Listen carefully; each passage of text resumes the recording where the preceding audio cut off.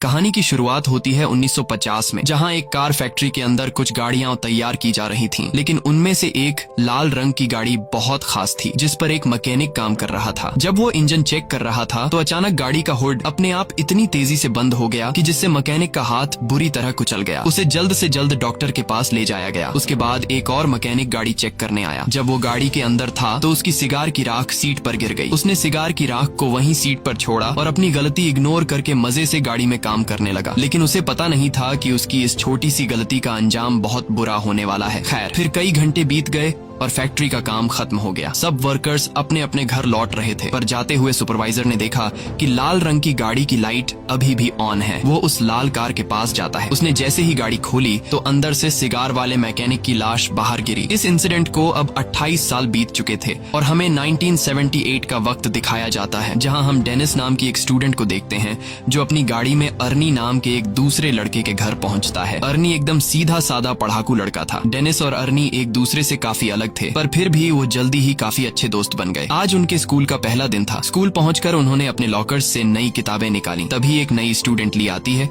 और अपनी खूबसूरती से सब स्टूडेंट्स को अपनी ओर आकर्षित कर लेती है। डेनिस ली को देखते ही उस पर फिदा हो जाता है। बाद में जब डेनिस और अर्नी घर लौट रहे थे तो अर्नी को अचानक एक घर के बाहर एक लाल रंग की गाड़ी दिखाई दी। अर्नी ने जब गाड़ी को देखा तो उसने डेनिस को तुरंत रुकने को कहा। उन्होंने जब पास जाकर देखा तो वो एक पुरानी जंग लगी हुई खटारा कार थी, लेकिन अर्नी को ये कार बहुत पसंद आई। वो वही फैक्ट्री वाली कार थी जिसे हमने कहानी की शुरुआत में देखा था, और अब उसकी हालत बिल्कुल खटारा हो चुकी थी। लेकिन अर्नी को इससे कोई फर्क नहीं पड़ा और वो उसी पल गाड़ी का दीवाना हो गया। तभी गाड़ी का मालिक जॉर्ज वहां आया और उसने कहा कि इस गाड़ी का नाम क्रिस्टीन है और ये उसके भाई की कार है जिसकी कुछ हफ्तों पहले ही मौत हो गई। दरअसल जॉर्ज जल्द से जल्द इस गाड़ी से छुटकारा पाना चाहता था, इसलिए वो इसे सिर्फ $250 में बेचने को तैयार हो गया। डेनिस ने अर्नी से कहा कि इतनी खटारा गाड़ी पर पैसे क्यों लगा रहा है, कोई दूसरी अच्छी सी गाड़ी खरीद लो। इसे दोबारा रिपेयर करने में तुम्हारे बहुत पैसे बर्बाद हो जाएंगे। मगर अर्नी ने बिना सोचे समझे उसी वक्त गाड़ी खरीद ली। फिर शाम को जब वो घर लौटा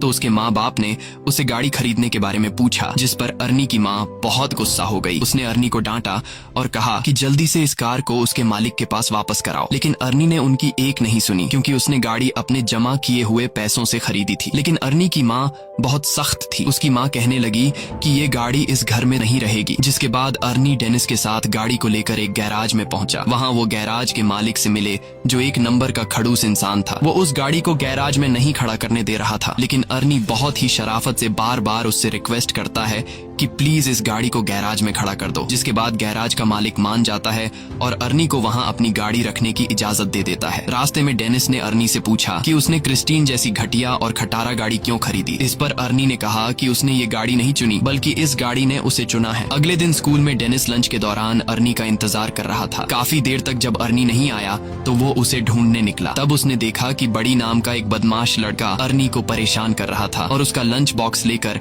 अर्नी को चाकू से धमका रहा था। डेनिस ने बीच में आने की कोशिश की, तभी बड़ी ने लंच जमीन पर फेंक दिया और अर्नी को उस पर गिरा दिया। इससे बेचारे अर्नी का चश्मा गिर गया तो बड़ी ने उसे अपने पैरों तले कुचलकर तोड़ डाला। उसके बाद बड़ी अर्नी की हालत पर हंसने लगा, पर तभी डेनिस ने मौका देखकर बड़ी पर हमला कर दिया। उसी समय बड़ी की गैंग ने डेनिस को घेर लिया। तभी जल्दी ही एक टीचर ने वहां आकर लड़ाई रुकवाई। अर्नी ने टीचर को बताया कि बड़ी ने उसे चाकू से धमकाया है, लेकिन बड़ी ये मानने को तैयार नहीं था। तब टीचर ने उसे अपनी जेब खाली करने को कहा, तो बड़ी जेब खाली करते वक्त उसकी जेब से वही चाकू निकला। आखिरकार टीचर ने बड़ी और उसके गैंग को ऑफिस में भेज दिया, जिसके बाद बड़ी को स्कूल से निकाल दिया गया। इसी तरह कई हफ्ते बीत गए और आर्नी दिन रात मेहनत करके गाड़ी ठीक करने में जुटा हुआ था। उसी वक्त गैराज का मालिक आता है और वो आर्नी की रिपेयरिंग के काम को देखते हुए उसे अपने साथ काम पर रख लेता है। वो आर्नी से कहता है कि काम के बदले में तुम अपनी गाड़ी के लिए कुछ पुर्जे इकट्ठा कर सकते हो। आर्नी ने इसके लिए हाँ कर दी और फिर दिल लगाकर गाड़ी ठीक करने में जुट गया। मगर उसे इस बात का एहसास ही नहीं हुआ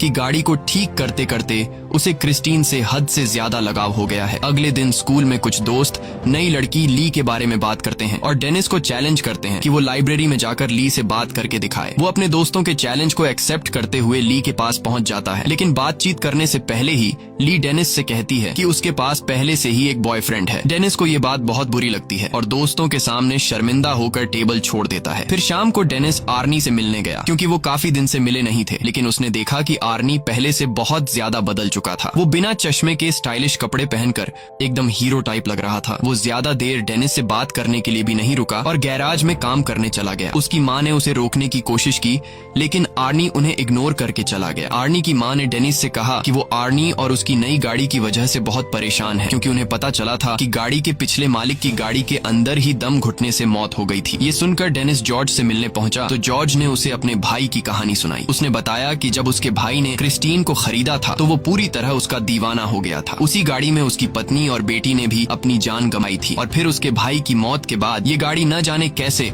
खुद ब खुद जॉर्ज के घर के बाहर आकर खड़ी हो गई। ये सुनकर तो डेनिस और भी घबरा गया, जिसके बाद वो फैसला करता है कि गाड़ी पर जांच पड़ताल के लिए वो गैराज में जाएगा। जिसके बाद डेनिस चुपके से गैराज में पहुंच जाता है। उसने गाड़ी खोलने की कोशिश की, पर जैसे ही उसने हैंडल खींचा तो रेडियो अपने आप ही चालू हो गया और डेनिस तुरंत वहां से भाग जाता है ताकि उसे कोई देख न ले। अगली सुबह डेनिस स्कूल स्टेडियम में फुटबॉल खेलने जाता है। डेनिस खास गोल मारने के बारे में सोच रहा था कि तभी अचानक उसने आर्नी को वहां आते देखा और उसकी गाड़ी क्रिस्टीन तैयार होकर चमक रही थी, जिसे देखकर बडी और उसके दोस्तों को जलन महसूस हुई। ली भी गाड़ी से बाहर आई और उसने सबके सामने आर्नी को चूम लिया। ये देखकर डेनिस को बिल्कुल भी अच्छा नहीं लगा, क्योंकि वो ली से बहुत ज्यादा प्यार करता था। डेनिस को गुस्सा आ जाता है और गेम से उसका फोकस हट जाता है।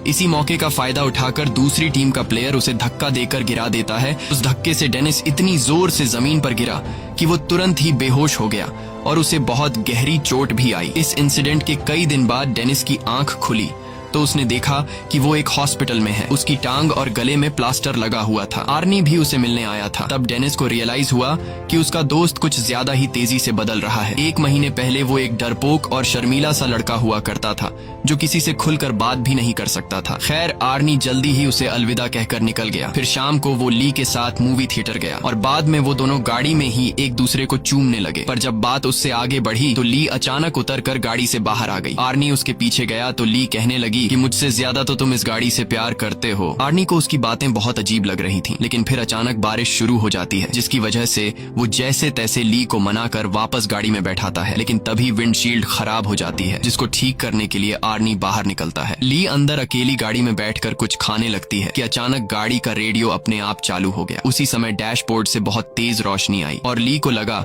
कि उसका गला घुट रहा है, उसे सांस नहीं आ रही थी। तो आर्नी तुरंत उसकी मदद के लिए दौड़ा, मगर गाड़ी अंदर से लॉक हो चुकी थी। उधर ली दम घुटने से मरने ही वाली थी कि बिल्कुल सही वक्त पर वो अंदर से दरवाजा खोलने में कामयाब रही और तभी साथ खड़े एक आदमी ने जैसे तैसे उसे खींचकर बाहर निकाला। ये देखकर आर्नी को उस आदमी पर गुस्सा आया। आर्नी को लगा कि वो आदमी ली के साथ फ्लर्ट कर रहा है, पर वो आदमी तो सिर्फ ली के गले में फंसा हुआ खाना निकाल रहा था। ये सब होने के बाद आर्नी ली को घर वापस छोड़ आया। ली गाड़ी से निकलते ही घर में घुस गई और उसने कहा कि वो आर्नी से कोई बात नहीं करना चाहती। आर्नी ने उससे माफी मांगने की कोशिश की, पर ली के दिमाग में ये बात कंफर्म हो चुकी थी कि इस गाड़ी ने मुझे मारने की कोशिश की है। और तो और उसे लगता था कि क्रिस्टीन उससे जलती है, क्योंकि जब भी वो गाड़ी में एक साथ होते हैं तो कुछ न कुछ गड़बड़ हो जाती है। ये सब सुनकर आर्नी को लगा कि ये ली का सिर्फ वहम है, इसलिए उसने कहा कि वो कल बात करेंगे। फिर आर्नी वापस गाड़ी में बैठा, मगर गाड़ी चालू ही नहीं हो रही थी, जैसे क्रिस्टीन नाराज हो गई हो। तब उसने क्रिस्टीन से बात करते हुए कहा कि आज ली के साथ जो भी हुआ इससे कोई फर्क नहीं पड़ता, क्योंकि वो हमेशा प्यार सिर्फ क्रिस्टीन से करेगा। उसके बाद उसने चाबी घुमाई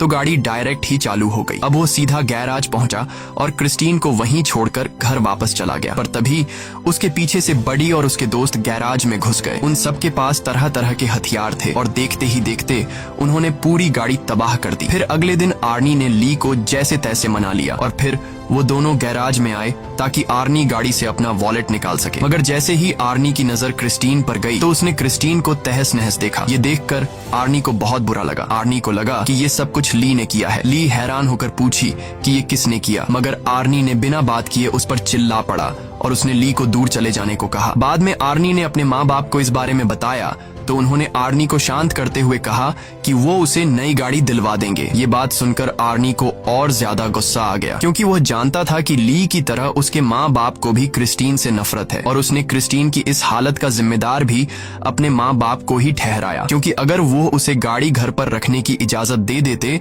तो आज वो सही सलामत होती। फिर वो उन्हें और भी बुरा भला कहकर अपने कमरे में जाने लगा। उसके पापा ने उसे पीछे से पकड़कर अपनी माँ से माफी मांगने को कहा, मगर आर्नी और भी बुरा भला बोलता ही जा रहा था तो उसके पापा ने उस पर हाथ उठा दिया। आर्नी जवाबी कार्रवाई में अपने बाप को गले से पकड़ता है और करीब अपने बाप को मारने ही वाला होता है कि तभी वो उसे छोड़ देता है। उसके बाद वो चुपचाप घर से बाहर आ गया। वो सीधा क्रिस्टीन के पास पहुंचा और एक बार फिर से एक एक पुर्जा जोड़कर उसे ठीक करने का फैसला किया, मगर उसने अब जो देखा उसके पैरों